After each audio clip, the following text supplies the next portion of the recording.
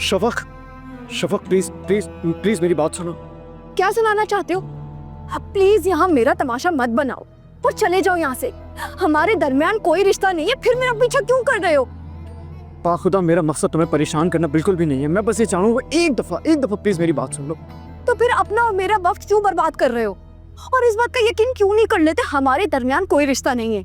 अरे मैं हाथ जोड़ के तुमसे माफी मांगता हूँ यार, प्लीज मुझे माफ कर दो। मैं अपनी हरकत पे बहुत शर्मिंदा हूँ, मेरी बात तो सुनो। हाँ तो ठीक है, मैंने माफ कर दिया। और अगर मजीद तकलीफ नहीं देना चाहते न, तो आइंदा मेरा पीछा मत करना। शफक, शफक मेरी बात सुनो शफक।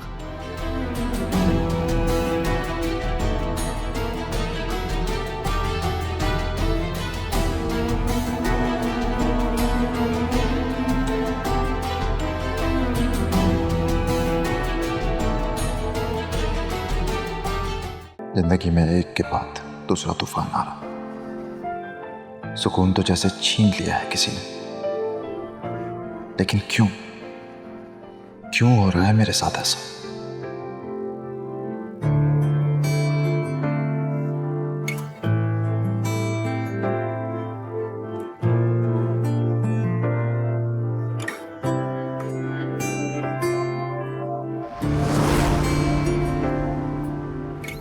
डॉक्टर कह रहा था तुम्हारे लिए फ्रेश एयर बहुत ज़रूरी है, इसलिए हम यहाँ पर आया करेंगे रोज़। वो तो ठीक है, लेकिन इतनी दूर पार्क आने की क्या ज़रूरत है? जो घर के करीब है हम वहाँ पे भी तो जा सकते हैं। हाँ वो भी अच्छा है, लेकिन वहाँ शोर बहुत होता, और शोर मुझे पसंद नहीं, तुम्हें पता।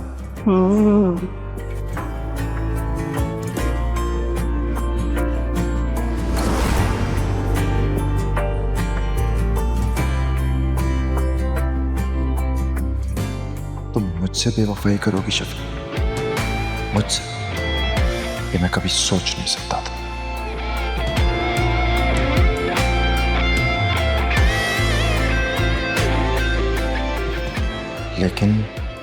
लेकिन क्या वाकई शफक बेवफा है? मुझे पूरा यकीन है रमीज। मेरा पाँव किसी चिकनी चीज पर पड़ा और मैं फिसल गई।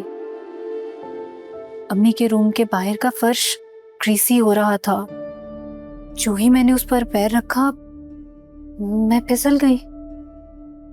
रज़ा ऐसे कैसे हो सकता है यार? अगर वहाँ पे कोई भी चीज होती किसी को तो पता चलता ना।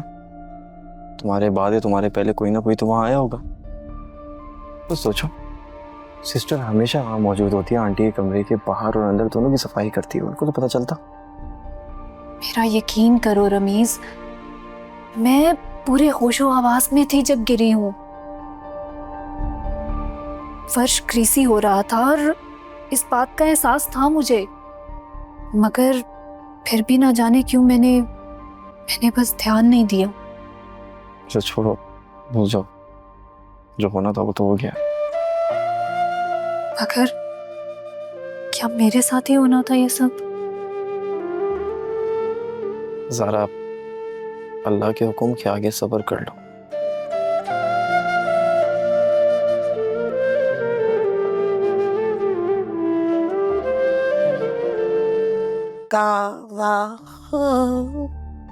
अम्मी, ज़ारा ठीक है अब, परेशान ना हो आप। तबीयत हुई थी खराब उसकी, बेहोश भी हुई थी, लेकिन मेरी डॉक्टर से बात हुई है। उसने कहा ब्लड प्रेशर लो था, कोई परेशानी की बात नहीं है। She is fine now. कहाँ है? कहाँ है? उसे उसके घर पर छोड़कर आया हूँ ना। वो बेड रेस्ट का कहा है डॉक्टर ने, और कहा है कि डाइट भी उसकी अच्छी रखनी पड़ेगी। तो यहाँ तो अम्मी ख्याल रखने वाला कोई है नहीं, वहाँ रमीज है, वो आंटी हैं, तो वो बेहतर तौर पर ख्याल रख सकेंगे ना उसका।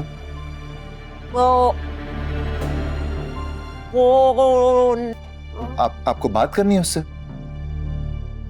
अम्मी सुबह करवा दूंगा ना, अब तो रात हो गई है, सो गई होगी वो। कल करवा दूंगा, प्रॉमिस।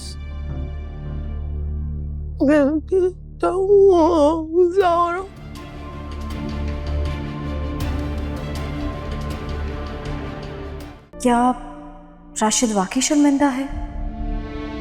उसकी फितरत तो ऐसी नहीं, मगर क्या पता वक्त और हालात इंसान को बदल भी तो देते हैं। इतनी ठोकरें खाई हैं, क्या पता अक्ल आ गई हो।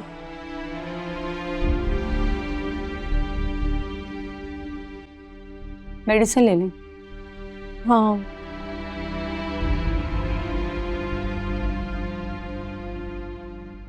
कुछ परेशान हैं? आज राशिद आया था ऑफिस के बाहर। वो वहां भी पहुंच गया? उसे किसने बताया? उसे कौन बताएगा, मेरा पीछा करते करते पहुंच गया होगा। लेकिन आज मैंने उसका बिल्कुल लिहाज नहीं किया। खूब सुनाई आज मैंने उसे। अच्छा किया। कह रहा था कि मुझे मेरी अम्मी को माफ कर दो।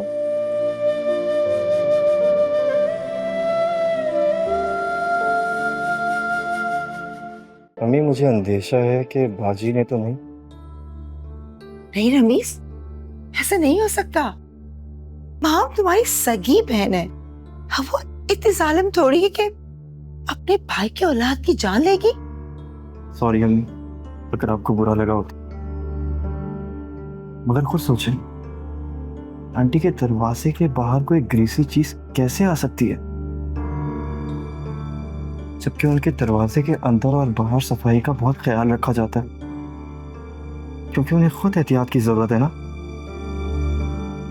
माम ने मुझे कहा था कि मैं आंटी के लिए जैतून का तेल लाई हूँ मालिश के लिए। कहीं उसने वो थे?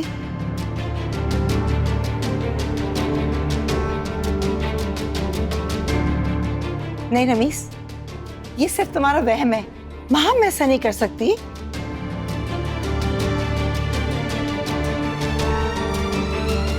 सारा दिन मैं तुम्हारा इंतजार करती रही राशिद, तुम अब आए हो। अरे भाई, मैं एक जरूरी काम में मसरूफ था। ऐसा कौन सा जरूरी काम है? तुम्हें पता नहीं कि हमारे पास पैसे नहीं है? हमें आज सुबह लॉकर जाना था और वो ज्वेलरी निकाल के उसको बेचना था। उससे कुछ घर के मसाइल हल होते, लेकिन नहीं,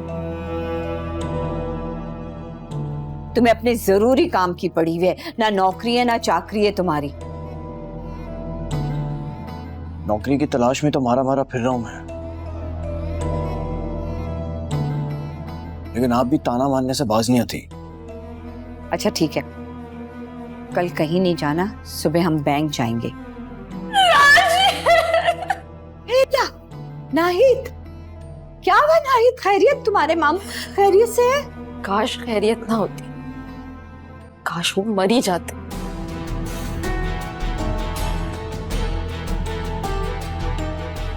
पूरी जिंदगी की खिदमत का उन्होंने ये सिला दी। क्या मतलब है तुम्हारा?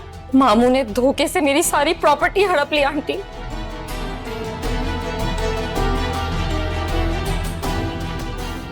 ये तुम क्या कह रही हो नाहिद? वो बीमार बिस्तर पे थे, माजूर थे, ये सब कुछ कैसे कर सकते हैं वो? पैसे में बहुत ताकत है, पैसे से इंसान कुछ भी कर सकता है। मामू ने किसी को पैसा खिला के ये सारा काम करवाया। सुनो, तुम्हारे पास कुछ बचा या सब कुछ खत्म हो गया?